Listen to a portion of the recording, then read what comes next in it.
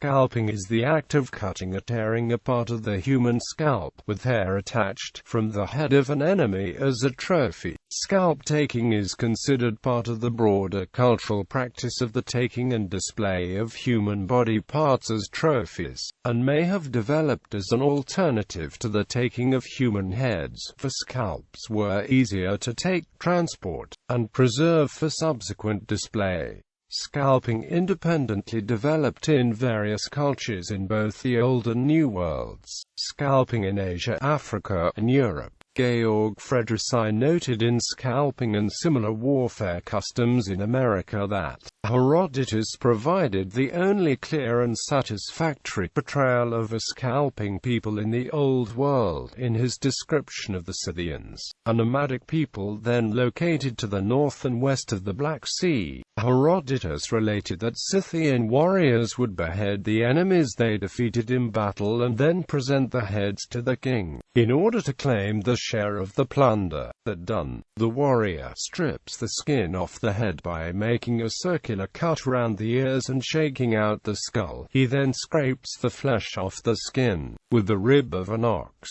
and when it is clean works it with his fingers until it is supple and fit to be used as a sort of handkerchief. He hangs these handkerchiefs on the bridle of his horse, and is very proud of them. The best man is the man who has the greatest number. Quote, Ammianus Marcellinus noted the taking of scalps by the ULAN, a people of Asiatic Scythia, in terms quite similar to those used by Herodotus. The Abbé Emmanuel H. D. Domenic referenced the decalvary of the ancient Germans and the capillos et cutem detriere of the Code of the Visigoths as examples of scalping in early medieval Europe, though some more recent interpretations of these terms relate them to shaving off the hair of the head as a legal punishment rather than scalping. The soldier of fortune John Duncan observed, in 1845, what he estimated to be 700 scalps taken in warfare and displayed as trophies by a contingent of female soldiers, the Dahomey Amazons, employed by the king of Dahomey, noting that these would have been taken and kept over a long period of time and would not have come from a single battle. Although Duncan traveled widely in Dahomey and described customs such as the taking of heads and the retention of skulls as trophies, nowhere else does he mention scalping. Scalping in the Americas. Techniques. Specific scalping techniques varied somewhat from place to place, depending on the cultural patterns of the scalper regarding the desired shape, size, and intended use of the severed scalp, and on how the victims wore the hair, but the general process of scalping was quite uniform. The scalper firmly grasped the hair of a subdued adversary, made several quick semicircular cuts with a sharp instrument on either side of the area to be taken, and then vigorously yanked at the nearly severed scalp. The scalp separated from the skull along the plane of the areolar connective tissue, the fourth of the 5 layers of the human scalp. Scalping was not in itself fatal, though it was most commonly inflicted on the gravely wounded of the dead. The earliest instruments used in scalping were stone knives crafted of flint, chert, or obsidian, or other materials like reeds or oyster shells that could be worked to carry an edge equal to the task. Collectively, such tools were also used for a variety of everyday tasks like skinning and processing game, but were replaced by metal knives acquired in trade through European contact. The implement, often referred to as a scalping knife in popular American and European literature, was not known as such by Native Americans, a knife being for them just a simple and effective multi-purpose utility tool for which scalping was but one of many uses. Intertribal warfare author and historian Mark van der Logt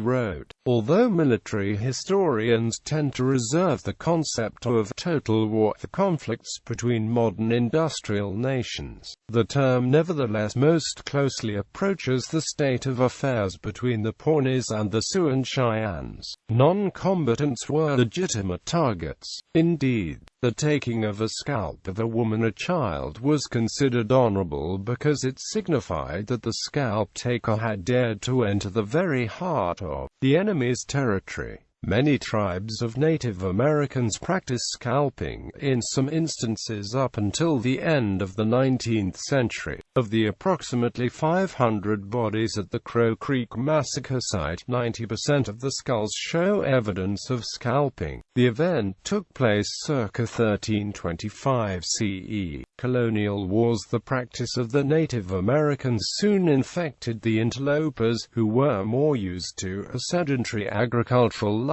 and thus provided easy targets to the former for scalping. While the Connecticut and Massachusetts colonial officials had offered bounties initially for the heads of murdered indigenous people and later for only the scalps, during the Pequot War in the 1630s, scalping did not appear in the laws of the American colonies until the mid-1660s. The Jesuit relations of 1642 to 1643 state, in regard to an Iroquois attack on Hurons and French near Montreal, 3 of these they beat to death, scalping them and carrying away the hair, and take the 2 others captive. Quote, in 1697, on the northern frontier of the Massachusetts colony, settler Hannah Dustin murdered 10 of her Abenaki captors during her nighttime escape, presented the 10 scalps to the Massachusetts General Assembly, and was rewarded with bounties for 2 men, 2 women, and 6 children. In the 1710s and 20s, New France engaged in frontier warfare with the Natchez people and the Meskwaki people, during which both sides would employ the practice. There were 6 colonial wars, with New England and the Iroquois Confederacy fighting New France and the Wabanaki Confederacy over a 75-year period, starting with King William's War in 1688. All sides scalped victims, including non-combatants, during this frontier warfare. Massachusetts created a scalp bounty during King William's War in July 1689. During Queen Anne's War, by 1703, the Massachusetts Bay Colony was offering $60 for each native scalp. During Father Rale's War, on August 8, 1722, Massachusetts put a bounty on native families. Ranger John Lovewell is known to have conducted scalp hunting expeditions, the most famous being the Battle of Pequawket in New Hampshire. During King George's War, in response to repeated massacres of British families by the French and the native allies, Governor of Massachusetts William Shirley issued a bounty to be paid to British Allied Indians for the scalps of French Allied Indian men, women, and children. New York passed a Scalp Act in 1747. During Father Le Louet's War and the 7 Years' War in Nova Scotia and Acadia, French colonists offered payments to Indians for British scalps. In 1749, British Governor Edward Cornwallis offered payment to New England Rangers for Indian scalps. Both the Mi'kmaq people and the British killed combatants and non-combatants. Also during the 7 Years' War, Governor of Nova Scotia Charles Lawrence offered a reward for male Mi'kmaq scalps in 1756. During the French and Indian War, in June 12, 1755, Governor William Shirley of Massachusetts Bay Colony was offering a bounty of £40 for a male Indian scalp, and £20 for scalps of females or of children under 12 years old. In 1756, Pennsylvania Lieutenant Governor Robert Morris, in his declaration of war against the Lenni Lenape people, offered 130 pieces of 8 for the scalp of every male Indian enemy above the age of 12 years, and 50 pieces of 8 for the scalp of every Indian woman produced as evidence of their being killed. American Revolution. In the American Revolutionary War, Henry Hamilton, the lieutenant governor and superintendent of Indian Affairs at Fort Detroit, was known by American patriots as the hair-buyer general because they believed he encouraged and paid his Native American allies to scalp American settlers. When Hamilton was captured in the war by the colonists, he was treated as a war criminal instead of a prisoner of war because of this.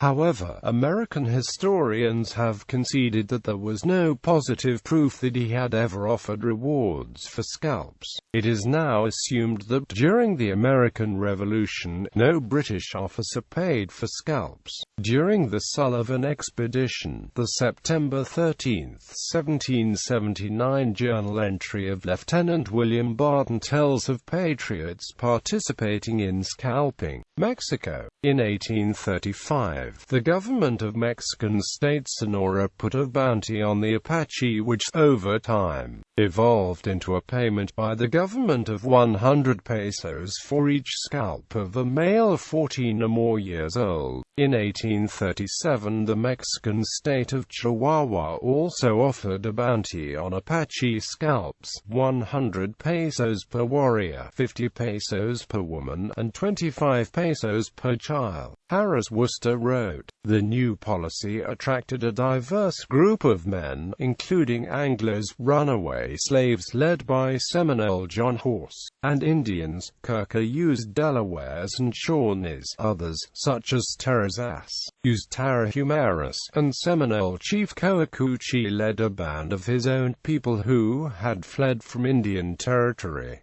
Civil War. Some scalping incidents even occurred during the American Civil War. For example, Confederate guerrillas led by Bloody Bill Anderson were well known for decorating the saddles with the scalps of Union soldiers they had killed. Archie Clement had the reputation of being Anderson's chief scalper. American Indian Wars. Scalping also occurred during the Sand Creek Massacre in the American Indian Wars, when a 700-man force of Colorado Territory militia attacked and destroyed a peaceful village of Cheyenne and Arapaho in southeastern Colorado Territory, killing and mutilating an estimated 70 to 163 Native Americans. It is unknown how many similar incidents may have occurred involving peaceful American settlers and aggressive Native American fighters. Image gallery.